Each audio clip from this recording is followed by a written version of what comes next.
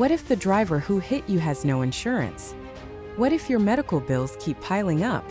In Connecticut, uninsured and underinsured drivers cause thousands of accidents every year.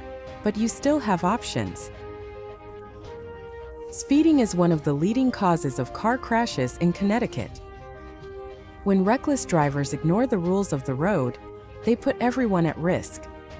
You deserve justice if you've been injured due to someone else's negligence. Rear-end collisions happen instantly, but the pain can last a lifetime. Whiplash, spinal injuries, and lost wages, all caused by reckless driving. If you've been hit from behind, you have legal rights. Some drivers speed through red lights. Some drive under the influence. Some don't pay attention. When their negligence causes your injuries, they should be held accountable. 1 second changes everything. 1 second of distraction. One reckless driver.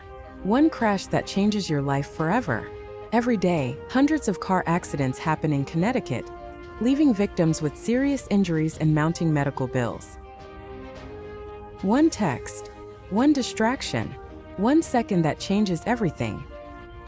Distracted truck drivers put lives at risk every single day. Don't face it alone if a truck driver's negligence has caused you harm.